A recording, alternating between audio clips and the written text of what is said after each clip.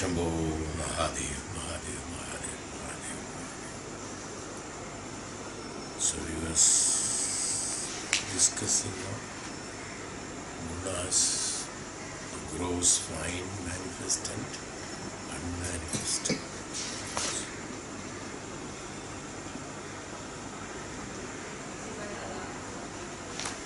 Unmanifest gunas which is there in the spirit. It's not manifested. That unmanifest guna is known as turiyavastha actually. There is no manifestation in that. That is inherent. So they qualified it as unmanifest. So that we have already discussed in the 19th sloka, now the 20th sloka. In 20th sloka,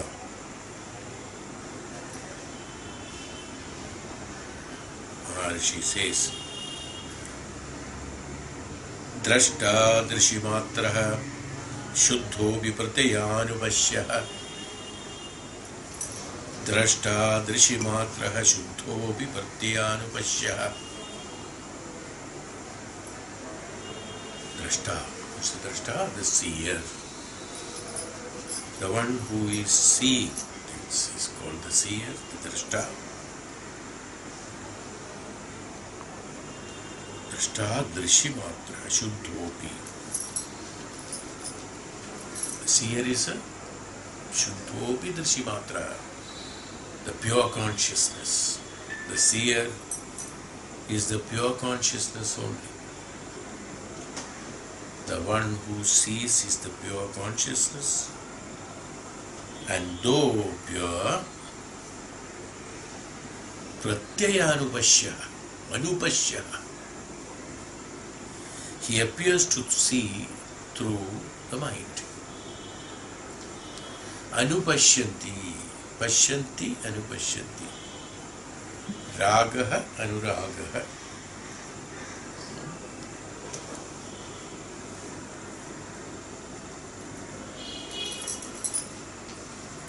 Vada, anuvada,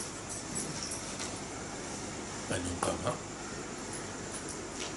anuyayi, anusarana. Anu is that which precedes the reality, that which follows the other one. Pashyanti, anupashyanti. That which is following the seeing, in the sense what pratyayanupashya, reflecting through the, or seeing through the mana. The seer is pure consciousness. Anything that has got a capability is a pure consciousness. Buddhi is pure consciousness. Seeing is pure consciousness. Hearing is pure consciousness. Anything in... See, this has been explained in a different way. I have already told thousands of times. I have said, not me, I mean, when I have taken the classes, I repeated what was written in the Upanishad, that the Vishamsha in Visha is also me, Bhagavan said. The Vishamsha, that means the strength of the poison in the poison, is me. No? So, Drishti, and where did we say in that Kena Upanishad, if I remember correct, Kena Upanishad said that the capacity to see in the seeing is me, is Bhagavan, is Brahman. The capacity to hear, or the energy or the capacity to hear in the hearing, that energy or that inherent capability in hearing is me. So that which is inherent, because of which because of the influx of that only, that one is able to execute that particular pravritti or karma according to that. That Shakti in it, let me call it as that Shakti. That's why it is known as Shakti. The Shakti in it. Shiva and Shakti, they said. Shiva and Shakti.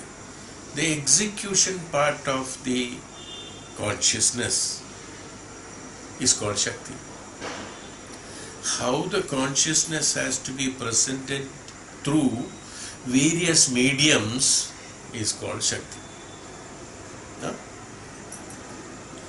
Consciousness cannot be seen, consciousness cannot be felt, consciousness cannot be experienced, consciousness cannot be learned, cannot be nothing. Then how to know there is consciousness?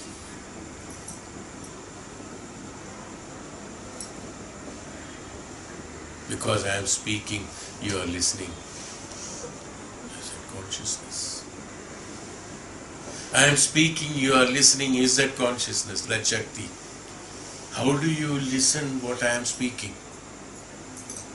One. How do I speak? How do you listen? They are all Shakti only. Everything is Shakti only. The medium is only Shakti. It is divided into various parts of activities in order to understand, make the Jivatma understand that it is the Shakti that is prevalent all over. That's why Sarva Vyapi. Sarvam Kalvidam Brahman. In everything that Shakti is there, in everything that Brahman is there, they said. In everything that Shakti is there. Now you can understand what it is. The breeze is blowing.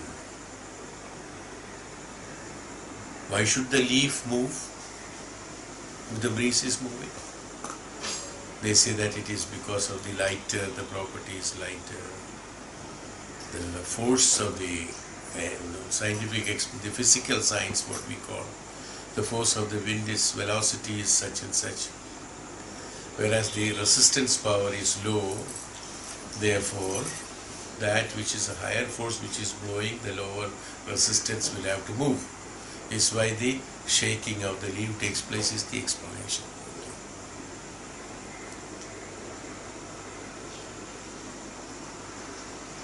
But there are so many cases where the breeze is blowing, but the low resistance is not moving at all.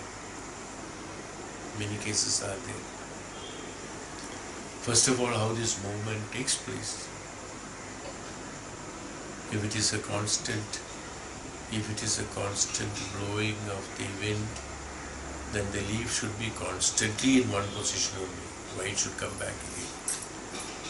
So it is intermittent blowing of wind. That's what it is said. Otherwise, the one which has gone cannot come back. Logical science. That means sometimes there is blowing wind, sometimes it is not there. How it is being created? Why it is not constant? Why it is not to be constant? How the leaf has got the strength to withstand that force, any amount of some small tiny leaf of one tulsi patta, but it, you have seen that when the cyclonic weather comes, it is blowing at, 76, 80 or 120 kilometers per hour. After this one storm is over, tulsi plant is saying that tiny tulsi leaf is saying there is no change. Why it is destroying it? Shakti in everything, just small examples I am telling. Even from there I am starting. Shakti is that which is there prevalent in everything. That Shakti is known as Brahman. Knowledge is there in everything. That what you are listening, you are understanding. We call it as the mind analysis, and a lot of explanations are there. You are listening because of the vibrations goes into the mind, and the mind analyzes these vibrations and translates into the language that you understand, is how you realize, recognize what is being spoken. Now you see the intricacies of that. Even though the process has been explained, how this vibration is converted and transmitted into language so that you can understand it. And who is the one who is understanding this? Who is the one who is understanding this, what is being spoken? Who? We call it as mind. And we say mind is abstract. Mind is not an organ. It is not there. Who is understanding then? When we say mind is understanding, that which is abstract, which is understanding. Who is that abstract which is understanding?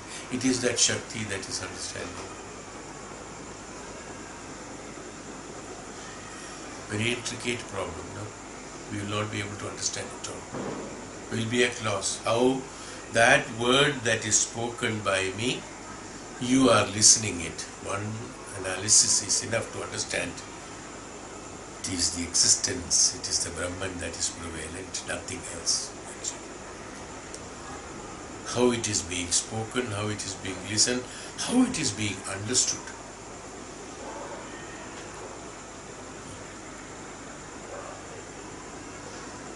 Maybe you are understanding the language because you have trained that. Is it the language that you are understanding? No. It's a principle in the language that is understood. What is the principle inherent in the language? Suppose I speak a word, how do you know that this is the principle of that word? That Shakti. Even inside that word also, there is Shakti. That Shakti is being analyzed by the Shakti, that which is there prevalent in you. Synchronizes the Shakti into the Shakti is that what is called the understanding. That means realization.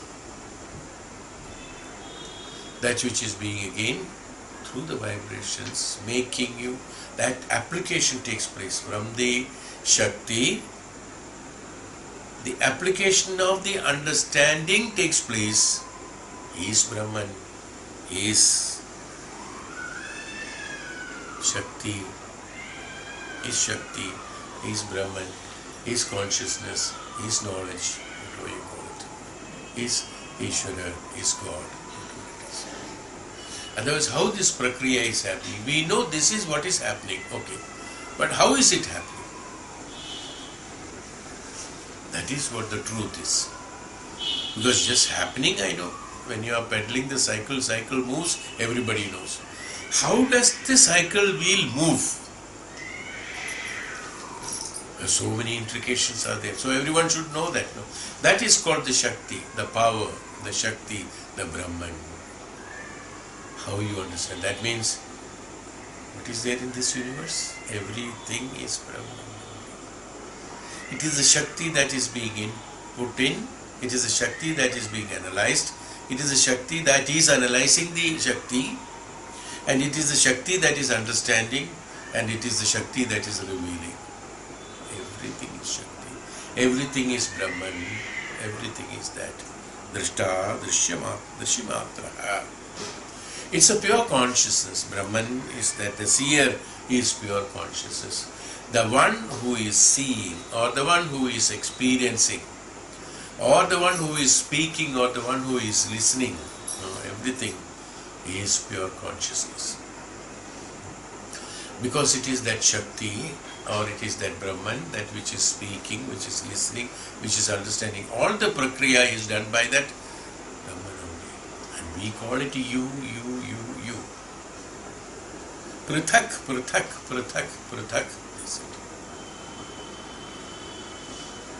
It's only an imaginary bifurcation of the Parabrahman or Brahman that has been divided into so many is called the Jivatma or Prithak. But it is the same thing. It is like you make a wall divider or number of dividers in a lake and you say this part of the water and this water, this water, this water. All of them are same. But only thing, you have made the divisions. Is not, that is what is called number of Jivatmas and the Brahman. And yes. But for the experiencer or for the ignorant, what happens? You put a leaf in this. This is not traveling from this to this because there is a wall in between. But what is common, inherent in all? It's all water, the same water only. It is because of the prataktata that has been done, that division that has been done by the prakriti or by the imagination or by the ignorance that has been divided. We presume, we pretend, we misunderstand that it is divided into a number of particles. It's a very important subject to be understood so that we don't have to understand anything else. That what is happening is Brahman, that what is being analyzed is Brahman, that what is analyzing is Brahman, that what is analyzed, the result of the analysis is Brahman, and everything is Brahman. Everything is Brahman. Everything is that same Shakti, everything is that same source. It is the same source that which is received. Who am I talking to? Brahman. Who is talking? Brahman. Who is listening? Brahman. Who is analyzing? Brahman. This is the ultimate truth.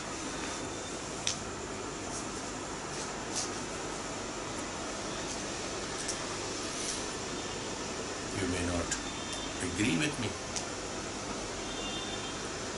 Fine, no problem. So let me ask you, if you do not agree with me, I am speaking, you are listening. How many days will you remember this? If it is you. You, if you are assuming it is you. How many days one will remember that? There's a time. Okay. What is the maximum time? The maximum time is that till you are alive. After that, if it is you, the one who is understanding, understanding is no more, finished. Memory is over, finished. No, that's it. No. Shastras and Upanishads have told that what you have listened today, that what I have spoken today, and that is what is there inherent in your conscious, subconscious mind, or which is there in the Udana, stored in the Udana through the gist of knowledge which has been taken, rasa that has been taken and stored in the form of zip file.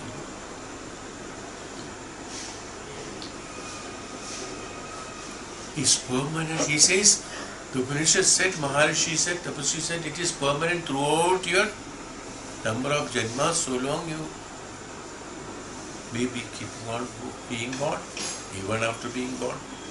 It is there that what he has, it's a continuity, the listening of that. You remember that I have always told. It's a continuity. In a small example, we can understand that. The day when we started our classes 30 years ago, when I spoke about Upanishad, probably 1% or 0.5% was that what our understanding limit was that. Because many of the words, language, Sanskrita, and the language, and the principle itself was absolutely new to that, no, to us. But what happened? We started taking from small, from base, no, what is called a mind, how the analysis of the Atma has taken, Atma, Jivatma, intellect, the Antakarana, then the Mana, then the Indriyas, the Panchendriyas, Karmendriyas, Jnanendriyas, Panchakoshas, Panchabhutas, Panchendriyas, and like that all these divisions we have studied. And today, when you speak a higher consciousness or higher realm of the truth of the Upanishadic and Vedantic subject, you are able to understand. What is it? It's a continuity. That's why you could understand. The same way from Janma to Janma, you had been listening in the previous Janma. That's why you are able to listen today. Next Janma also, you will continue from where you have left. Only a kind of small reminder is necessary. No? So what I am trying to tell you, if it is that particular unit of Jivatma who is understanding that, that understanding should be finished. No? When the Jivatma is gone from this world. But it is prevalent in that. It's a continuity. Drishta Vishimatra. It is pure. Why it is? It is because it is a pure consciousness that is being inherent in you. But it has been divided, as I told you, in the water. If you build walls,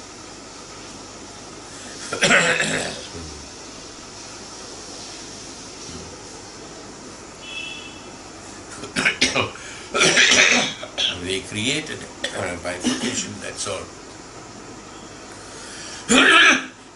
Only for the purpose of experimenting.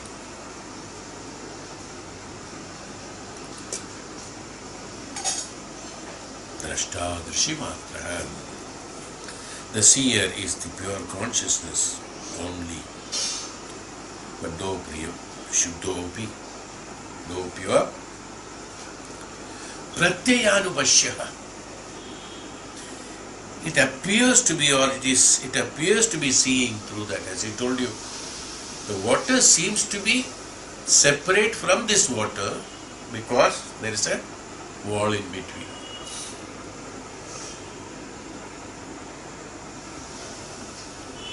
Today, even without wall, people are dividing the water, isn't it? Yes, you have heard that. The fisherman cannot cross, but there is no wall. But the fisherman crosses one part of the same sea from some kilometers to cross by the other side. He says that is Sri Lankan waters, this is Indian waters, that is Pakistan waters. Waters are the water is divided. We call it as different. We look at it as different. Why? Because Pratyayanupashya, with the classification, with the motive, with an intention, for a particular purpose, you are seeing through the mind, which is the activity of the center of activity for which the Jivatma has to experience the external world. That's called the mana, through the Indriyas. So that is why he said Pratyayanupashya. Actually, as I told you one word, I told everything, of course, in different manner. Everything is happening, is it? We are not doing anything. Everything is happening. But because of certain activities we are doing, we in the sense, the Jivatma and our ego and the Indriyas and the Mana is executing and doing, we claim that these are the ones who is doing that. Actually, it is happening. They are the ones who are actually enjoying it or experiencing it.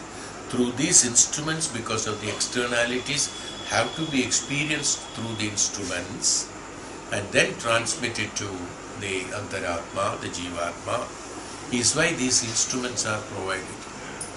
Udaharana, or the example is that when you do yajna, what do we say? Why do we do the yajna? The result of the yajna goes to devatas, we call it. Here you pouring ghee, you are pouring milk, you are pouring the annam, you are putting this, you are putting that, but the result of that goes to devatas, we said. Same way, when an experiencing in the material world is happening, the gist of that experience, the rasa of that experience, is being absorbed by the Jivatma and fulfilling the requirement of karma phalas and exhausting them. This is how it is happening. Is it right? Got it? That's why I said living is a big yajna. Bhumi is a yajna kunda. Every ahuti that you are making, every effort that you are making, every karma that you are doing, every kartavya that you are doing is an ahuti towards that. Om Swaha. Every step, every moment, every step, every thought that you are making, it is an ahuti. Ahuti to what? Ahuti to the higher consciousness, which is your reality, which is your truth. That ahuti that you are making is the one which your Atma receives as an experience. Now you understand? That is why, in principle, they said, whatever you do, it comes back to you. That's the principle. Every action has an equal and opposite reaction, they said. How is this principle derived at? That yajna that you are doing for the purpose of the highest consciousness, is that for the Jivatma of in you, that gist of that, whatever you are putting, will only be received by the Devata in you, and automatically that is the reflection that you will get, is that what you are getting back. This is the principle of the reaction. That is what is known as karma phala. That whichever ahuti that you are doing, if you are doing the ahuti of the good deeds, the phala is also good deed, because the Jivatma receives that yajna phala. They are not receiving that karma as it is that is being done. Karma phala is being enjoyed by the ego and the receiver, we said. Right? It is the result of the karma that is being enjoyed. Karma may be elaborate, you will be doing it in 10 years' time. But the result of it is only for 1 minute. That is what is absorbed by the Antaratma. Based on that result only, your Punarjanma is decided, and Punaragamanam is decided, and each and every karma that you are supposed to do in the next Janma is also decided based on that, because that is what you have fed. If that is the case, if you are listening Upanishad today, it will also be there, and that will reflect on you, not only now, throughout, so long the Jivatma is there and Atma is there, is a continuity. Drashta, Drishimatra, is it not pure consciousness?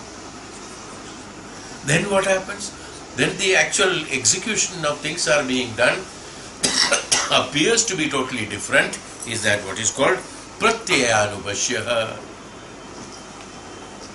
I am doing so many karmas, this, that and all that, actually. That's all Pratyayanubhashyaha. Through a particular spectacles, you are looking at it, and particular way of understanding and what is the samskara, that you are executing certain things and you think that you are doing it different and elaborate. This Sthula Bhava of whatever you are doing for 100 years, in 5 minutes everything is told.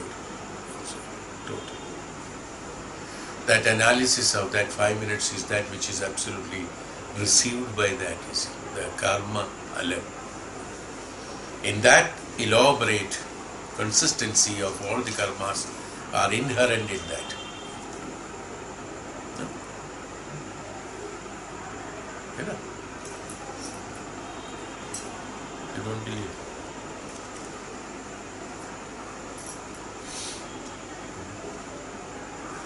You are buying that orange juice, squash, and that how many are there? No, that's so many. Concentrate of so-called fruits. Concentrate of many things are there. From one bottle of that, you can make how many? 20 glasses or 30 glasses of the, with addition of the. No? Yes. Is it not? So many things, so many cold drinks can be made. Drinks can be made from the one concentrate small bottle. Same way. When you put all those 120 glasses together or 50 glasses together, is equal to that one bottle of concentrate. Elaborate exercise of that, what you have been doing all the 100 years of execution of karmas, just together put in the concentrate and then stored in the Jivatma, is how the karma phala is stored, not that as it is. That's why the karma phala's fulfillment of karma phala need not be exactly same but similar. That's all. Through that, it should compensate the karma phalas that you have stored. That's all. In one way or other. Is how it is done. Now you understand, that's the secret of the Janma. Everything is consciousness again. The seer is pure consciousness, but pratyaya anupashyaha. This is seed. The seer is the self or purusha. It is untainted, pure, and without qualifications. Because it doesn't have, why it is without qualifications means what? Because it doesn't have a desire, it doesn't have an expectation, it doesn't have an intention, it is just seeing it. That's all. The pure consciousness is able to see anything and everything that is prevalent. That what is there, whether it is seen by the physical eyes or not. The seer, the true seer, seeing inside you, seeing outside you. We have so many language classifications on that. Antaryami, Baharyami. Any seer is a pure consciousness. The one who sees is the pure consciousness. That what he is seeing is pure consciousness.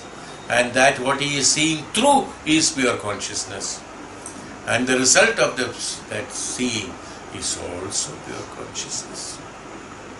But analytically, when it is traveling through the mind or the jivatma or the experiencer in different ways, then they experience it differently, is what is called pratyaya anupashya.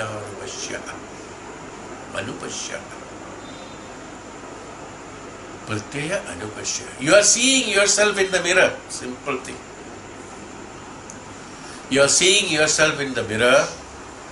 You are identifying it is you, but it is not you. Right? It's not you. It is your reflection only. Anupashyanti. It's not you. It's not really you. It doesn't have many things that what you have got. It doesn't have a prana. It doesn't have intelligence. It doesn't have capability to see. It doesn't have capability to hear. Does it have? That what you are seeing inside the mirror. It doesn't have any of the qualities that is there in you. It is only anupashyanti. That's all. Just a reflection of externalities of you is called pratyaya anupashya. The mana and the indriyas are experiencing in this world is exactly as the one who is looking at the mirror and thinking that that is I or that is me. It is not you. Absolutely not you. It's only an external reflection of the external form of you. That's all. It doesn't have any of your gunas. It doesn't have any of your capabilities. Can that reflection love anybody? Can that reflection hate anybody? Can that reflection talk to anyone? Can that reflection eat, drink, X, Y, Z, whatever it is? Nothing. No, nothing is possible. No, what is that? But still you say, that's me. Anupashyanti. Same way in this world, everything that is being seen by the external eyes or experiences are anupashyati. Nothing is that true. Getting the secret of it. It's not possible to explain every word as it is. No, these are all the rahasya, inherent meanings of that. It's not clear. I think it is. You can understand. You can contemplate now further. So he said it doesn't have any qualification, without qualifications. With qualifications means it should have the capabilities, some capabilities. They're all mithya. They're all bhutas. Whatever is in the external, they're all bhutas. Bhutas is anupashyanti, whereas prana is pashyanti. So, but is reflected through the intellect of the individual consciousness. Exactly. Reflected through the intellect of the individual consciousness. Here he calls it as individual consciousnesses, plural consciousnesses. There is nothing like that. What is that? It's only a classification that he has created. Prathak waters. You call it as waters, no? That's it, exactly. Consciousnesses is that. Nothing other than that. It's only one. But when it is anupashyante, when it is seen through the mind, it looks to be consciousnesses, individual consciousnesses, they call it. There is neither individual nor consciousnesses, and is colored by sattva, raja and tamo gunas. When it is seen through the mind, then application of sattva, raja, tamo gunas are different spectacles are used. Through sato guna, one looks at it, he finds it as sato. One who sees rajo guna sees that, and tamo guna. Mind acquiring everything is there. We have explained about the guna, division of guna, and how the one guna is inherent, the other guna. Everything has been explained. I hope a glimpse of that is still there. It is veiled, appearing to have attributes, but in fact it is absolute consciousness itself. When you understand the Vedanta through the spirituality, through the Upanishads, even though you are understanding it through any of your gunas that is there, based on your educational background, based on your samskara that you have acquired from the parents, from the society, from your own experience of previous life, the samskara is created by that, by all these things. Through that samskara, even though you are seeing, you are understanding the meaning of this Upanishadic Vedantic study through those samskaras, even though that means if it is sato guna, it appears to be sato. If it is rajo guna, it appears to be rajo guna, and it appears to be tamo guna also. That's why when people listen to Bhagavad Gita or talks of many things where the karma word is used, immediately they decide, oh, it is a karma yoga. It is a jnana yoga. It is a sannyasa yoga. It is a vanaprastha. Divisions have been made by us. Divisions have been made by the gunis, the ones who have got inherent gunas. In fact, what is it? When you understand, reveal pages after pages and leaf after leaf, or the petal after petal, if you turn out and see and go on looking at it, what happens? There is no karma yoga, there is no sannyasa yoga, there is no grihasthashrama, there is no brahmacharyatva, there is no vanaprastha, there is nothing. I know it is strange to listen to that. No? That's why I said, when you listened initially, if I have told this in the initial stage, it will be absolutely waste. Having understood and listened the Vedanta principles, today we can understand what is all that meant for? Realization of the Brahman, that's all.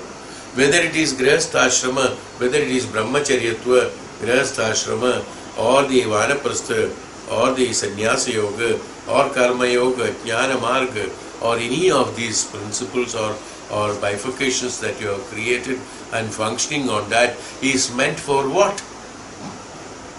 For what? Ultimately, we called it as self-realization, we called it as Atma-jnanam. We called it as, what is Atma-jnanam? Identification of the Brahman.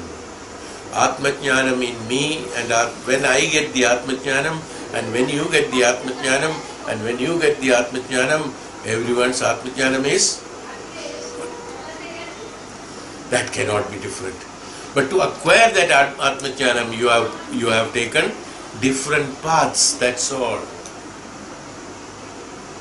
So we divided into various sections, and then we said, It is karma yogi. That's all. People who have not understood properly, they call it any yoga. That's why in everything they have got yoga added to that. Everything they have added ashrama to that. Grihastha ashrama, sannyas ashrama, vanaprastha ashrama. They have added ashrama to that. Because they are all meant for what? They are all meant for realization of the Brahman. The Brahma Tattva, Brahma Dhyanam. So that is why he said, these are all colored through Sattva, Rajo, Samo, Gunas. They have nothing in Brahman, realization of the Brahman, nothing of that is there. But what happens is that because it is divided through intellectual classification, through the intellect, the consciousness, when it is passed through the intellects, and when it is understood through the intellect, and when it is transmitted to the indriyas and the mana, then it has only, what happened? It has created a color, it has created a classification, it has created a different form and shape and experience, like fire is hot and water is cold. The fire is hot and the water may be cold, but the Agni Tattva is not hot and Jala Tattva is not cold. So clear? Understood now? Fire is hot because you saw Agni Tattva through the fire as a small representation of the Agni Tattva is fire. Fire is not all Agni Tattva. One of the qualities of the Agni Tattva is fire. The power of digestion is also fire, Agni. The power of seeing is also Agni. The power of strength is also Agni. The power of everything is Agni. Agni being seen through the fire, that is flame. You understand the burning or the heat of the Agni is that qualification. That's why qualified through the guna. Jala, cold. Agni is the Jala Tattva. It doesn't have any shape of liquid, or neither it is cold. Because in Jala Tattva there is Agni. In Agni Tattva there is Jala. How it can be classified as? So you added the gunas to that. The swabhava of the Agni is to create light and what is it? Burning. Light and heat. That is fire, you said. That is Agni. The Agni Tattva is different. So what is the experience ultimately has to be there? The pure consciousness understands the Agni. Suppose the pure consciousness is what is understanding from the fire. The pure consciousness understands Agni Tattva, Jala Tattva, Vayu Tattva, every Tattvas. But whereas the mind and the intellects understand it as fire, water, this, that, X, Y, Z, as bhutas, which has got qualifications, which has got gunas, like fire has got heat and light, and water has got cold, and then liquidity and things like that. You analyze it. This analysis is done through the pratyaya anubhashya, is what through the attributes, through the gunas. Then you decided this is meant for this, then you utility part of it. You identified fire. Fire is meant for, okay, in puja it has to be burned, lighted a lamp, and in the kitchen it has to be lighting the stove, and in the wildfire it is meant for putting off that. So you classified the depending upon guna. You said sato guna, rajo guna, and tamo guna. Agni in front of the god, sato guna. In kitchen, rajo guna. Wildfire, tamo guna. So you classified the fire into three, and neither these three are right, nor the fire itself is right, because it is Agni Tattva, is what the Brahman understood. You understand? So what happens? None of that what we are doing is that. It's only an understanding or analytical understanding through the mana, the external mana, which is experiencer, who is an experiencer of the part of the Jivatma. The experiencer is a part of the Jivatma. Through intellectual, medium of intellectual, this mana is experiencing it only for the purpose of, after experienced by the mana, it has to be transmitted intelligently through to the intellect, and the intellect will transmit it to Jivatma in its right perspective. For that, the synchronization of the Indriyas, mana, intellect and antakarana and the antaratma is necessary. If that link between them are lost in the understanding in the right manner, or synchronizing in the right manner, not only in the right manner, synchronizing in its own capacity to the extent of the 100% synchronization has to take place, not only 50%. In 50% synchronization only we understand that we have 50% bhakti, 50% no bhakti. That's why it's happening.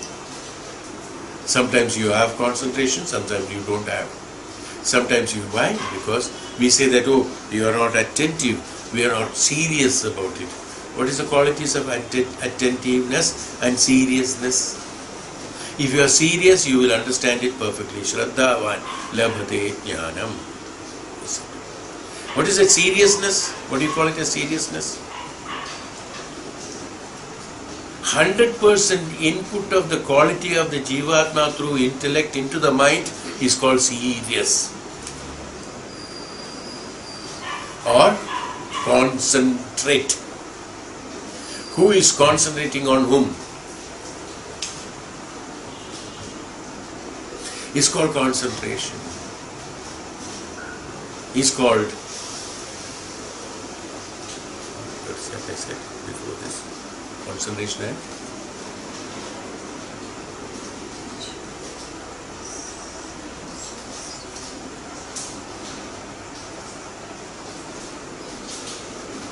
seriousness.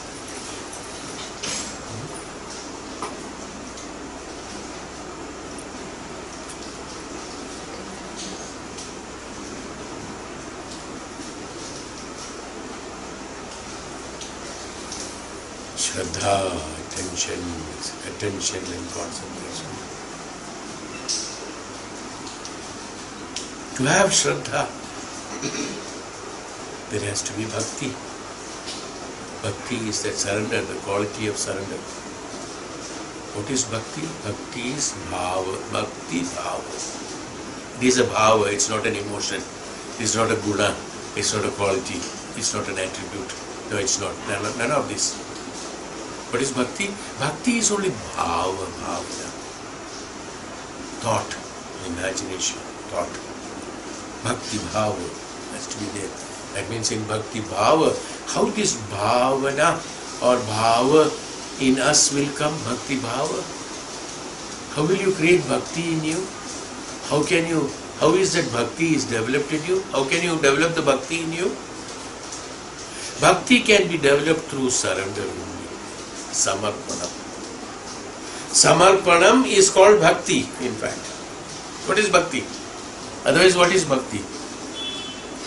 Which action is called bhakti? Which thought is called bhakti? You understood?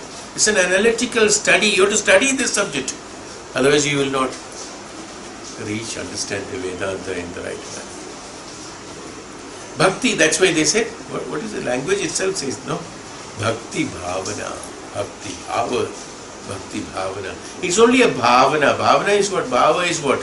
Bhava, swabhava. Bhava is that imagination, understanding. I understand. That's called bhava. Sukha anubhuti. I feel happy. It's not happiness. It's not happiness. Sukha anubhuti, anubhava. I am Sukha anubhava. I am feeling happy.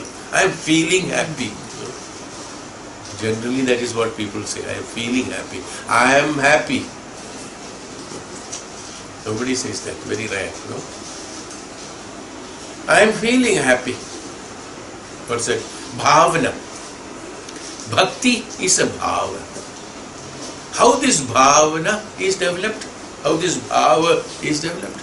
Like happiness, bhava is developed by executing a particular karma. You are having the bhava of the happiness. अच्छा लगता है, अच्छा नहीं है, अच्छा लगता है.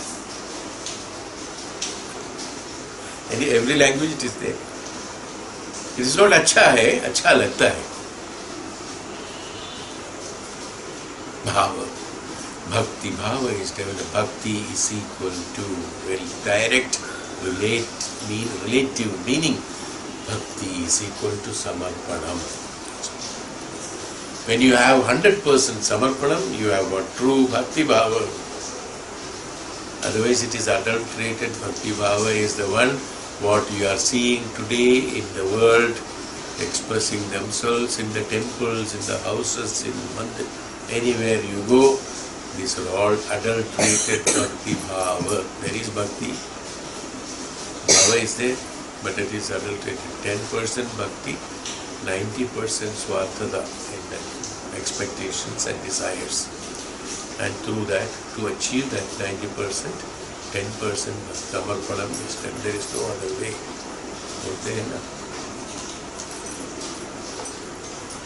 Hindi with some serials we are seeing now, so some words are always haunting. काम निकालने के लिए गधे को भी बाप बनाना पड़ता है. That's a problem. Am I right? In Hindi, yesterday I heard some serial, so that's how it is. I am reconnecting that. गधे को भी. So, the Bap is a very auspicious word. It's fatherly. No? Bap.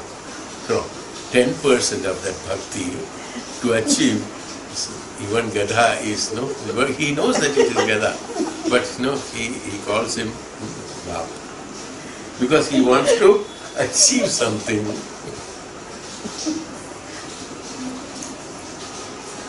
This is today's bhakti. Am I right or no? Bhakti, where bhakti bhava? In that bhava is there. Bhava, that word has come, so that word is there. That there it is that bhakti bhava is there. Bhava. The moment we say bhava, it is father, it is fatherly affection. It has got a high pedestal. That's why you be bhava banana padta hai. Matlab, that is the highest that what I can give. Bhakti is that? No, it's not that. Complete bhava, 100% bhava has to be there. That's called bhakti bhava. It is samarpana. Vishwasa, faith, dependency is not enough. Absolute samarpana has to be there. Is called the bhakti bhava. When that bhava is there, then only when the samarpana is there, what happens when samarpana is there? What is samarpanam? In samarpanam, you are not there, something else is there. So anupashyanti, that's also anupashyanti. But what happened? Because of that, through the practice of that anupashyanti, it is very closer to pashyanti through that, because it is auspicious. That bhava is also created by the what? By drishta, the seer only. It's the seer who is making it, and the seer to be auspicious and to be pure should be. The term anupashyanti has to be done. Without gunas, you have to have the bhakti. That's why it is known as nishkama bhakti. They said, qualified it as nishkama bhakti, where the kamana should not be there in bhakti. If there is kamana in bhakti, it is sakama bhakti. We have learned that. Sakama bhakti, sakama shrat. What is it? Sakama Dhyanam, etc. We have learned. Sakama bhakti, sakama is that with the desire, that is not a complete desire. But through the sakama bhakti, what happens when Jivatma cannot understand this?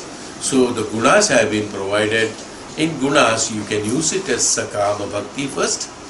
Through sakama bhakti, after experiencing sakama bhakti, gradually understand that and remove the kama So then becomes the Nishkama Bhakti is the purpose of living in this world, is purpose of life that has been given. We do everything through the Sakama Karma, Sakama Shraddha, Sakama Bhakti, everything through Sakama, but ultimately through Sakama, doing it constantly, one should understand that the Kamatva Kamana has to be removed from that. So Nishkama Karma, Nishkama Bhakti, Nishkama Bhavana has to come in that. When that comes, then only Drishta Drishyama. The seer becomes the pure consciousness. The realization of the seer is the pure consciousness. Seer is always the pure consciousness. The realization of the seer is the pure consciousness will come only when you have Nishkama Bhakti. Understand, the subject is each and every sentence have to be deeply understood. Then only you will be in a position to understand the Vedanta in the right manner. Otherwise, Vedanta will be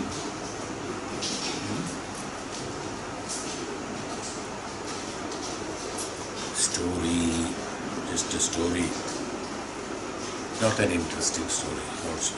Not like Padmavati or Padmavat. But in fact, it is absolute consciousness itself. It is absolute, everything is absolute consciousness, as I told you. There is no classification of anything. These classifications have been created for the Jivatma to experience through the Sakama Karma, Sakama Bhavana, Sakama Siddhi. This is a very nice subject, and beautiful subject. Very worthy subject to understand for a Vedantic student. Because through this only the true sannyasa is attained, through liberation is attained, through bhavana of the universe is attained, the bhavana of the Brahman is attained, because bhavana has to be there. Bhavana is that through bhavana, as I told you why bhavana, and I said that it is because Brahman cannot be experienced otherwise. Brahman has to be experienced through an inference. The medium of inference is bhavana. And the bhavana comes only through samarpana. That's all. Now the equation is complete. Samarpana means that what is necessary, then only the seer is the consciousness can be understood. Otherwise it will be through Shuddhopi Pratyayanupashyaha will be there.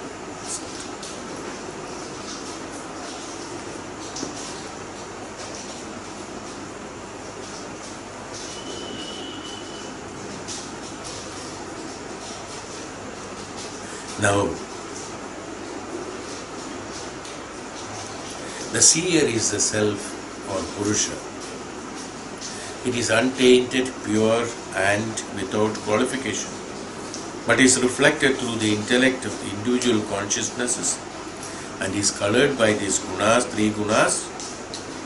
It is veiled, appearing to have attributes, but in fact it is absolute consciousness itself. It is veiled, having attributes.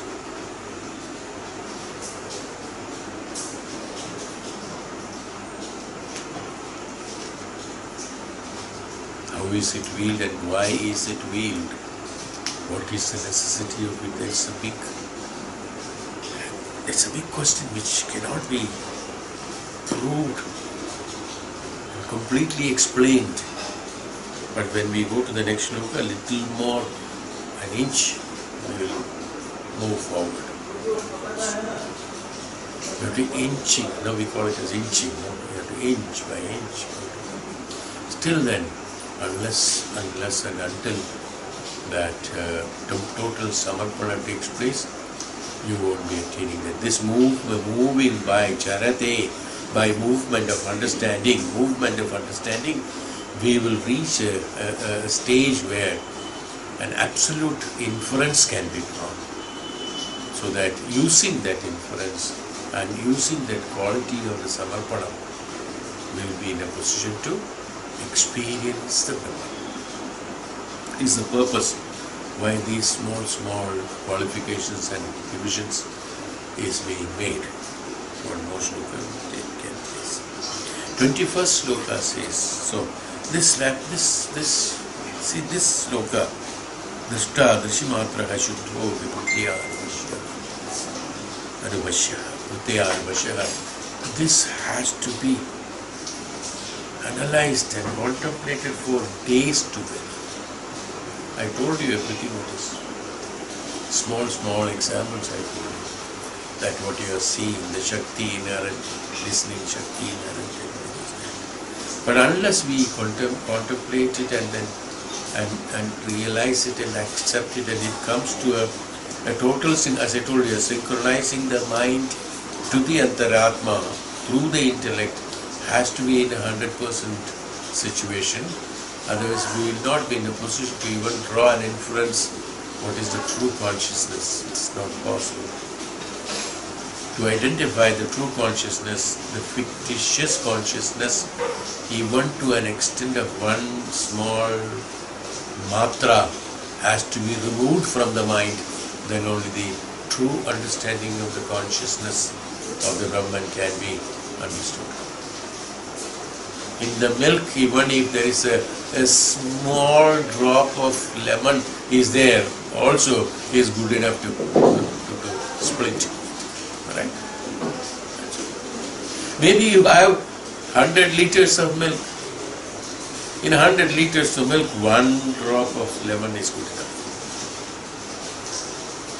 Same way, one drop of ignorance is good enough.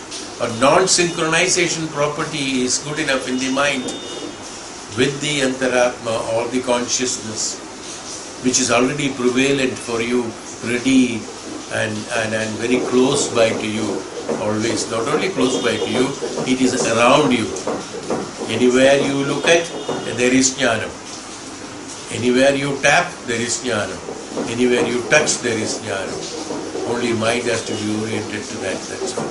It is readily available. It is not that you have to invent or create or look for it or search or discover Dhyanam. No, it's not this.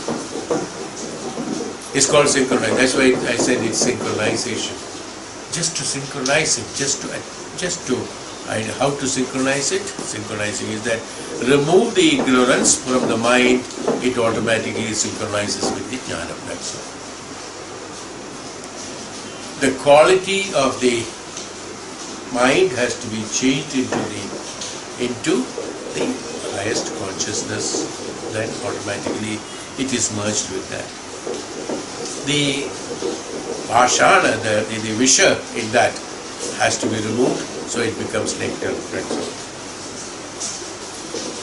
Anything you remove the visha from that, it is become nectar. Nectar is not to be created. Visha has to be removed from that. Visha is the one which is creating harm. The harmful effect has to be removed, means the visha has to be removed from that. Then it is pure.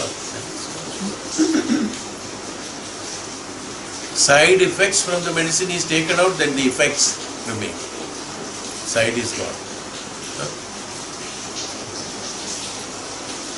From the side effects, side you remove, effects will remain. Visha from your thoughts you remove, the pure consciousness remains in the mind. What is the Visha in your mind? Who created the Visha? You, assuming that it is nectar.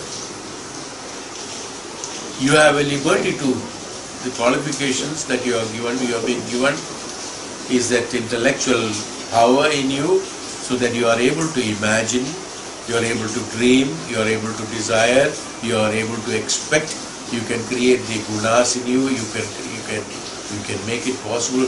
These developments are possible, these instruments are there in you, given to you only to use it intricatively for the purpose of analytical basis of the Brahman, and then understand the true Brahman out of it.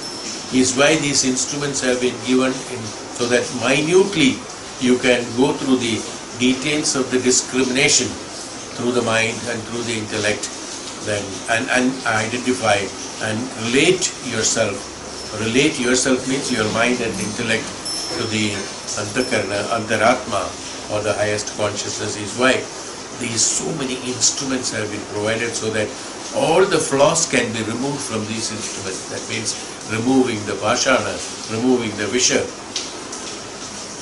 from the experiences that mind is going on because of the presence of the mind in you, and you are experiencing the external world.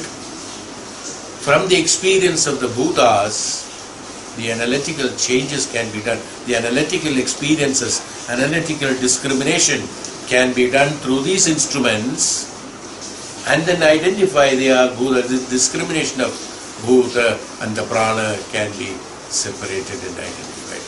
And identify the Brahman from that quality. This is called the true synchronization, what I am talking about. Removing the bhashana, what I am talking about. Removing the ignorance, what I am taking out. How to remove the ignorance? Who will remove the ignorance from the mind? Who? Yeah. Mind. Who will remove the ignorance from the mind? Mind. Who will remove the dirt from your body? I. From my body, I. Isn't it? Who will remove the ignorance from the mind? Mind. How? When the mind is 100% synchronized through the analytical instruments towards the Jivatma and reflect it to the Dhyanam, as I told you in the beginning of the Upanishad classes, focusing the mind, you remember, I still remember it.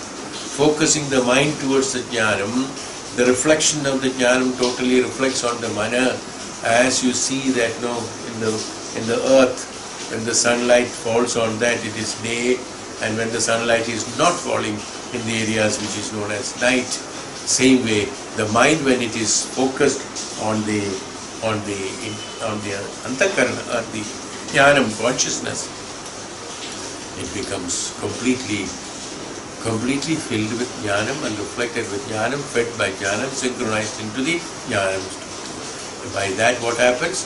Those which were there, where the darkness was there, the night was there, the darkness was there, will be totally removed. So the ignorance is removed. Because each and by picking and choosing and taking it out by analytical consciousness through the ignorance, one cannot remove the ignorance.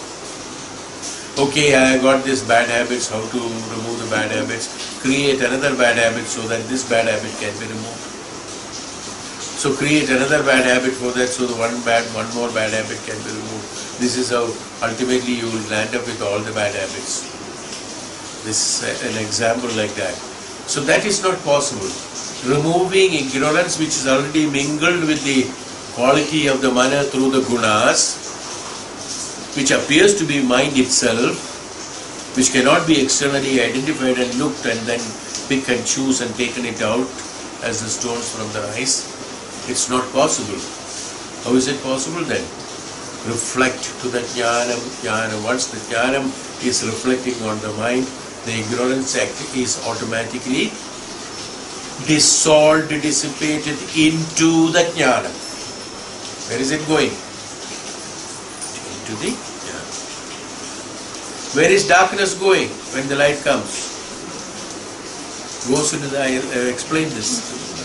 It goes into the light only. What is darkness? Less light is called darkness. What is ignorance?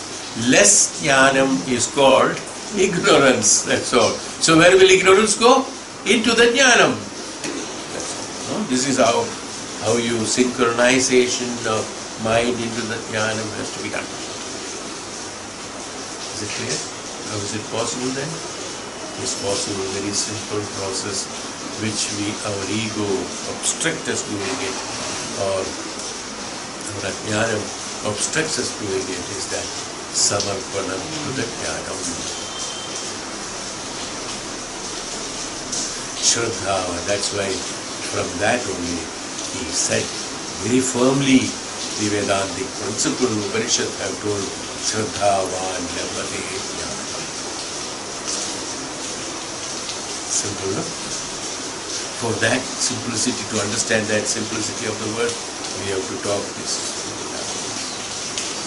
Shraddha is necessary, bhakti is necessary, so that your drishta, drishimatraha shuddho, pratyaya anupashyaha. Anupashyaha, the activity of anupashyanti, through the gunas, will have to be. But it is not possible on a fraction of a second, but through the experience, maybe initially the mind has to experience through sato, rajo, tamo, gunas, then attain the fact and truth and realize that these gunas are not necessary at all.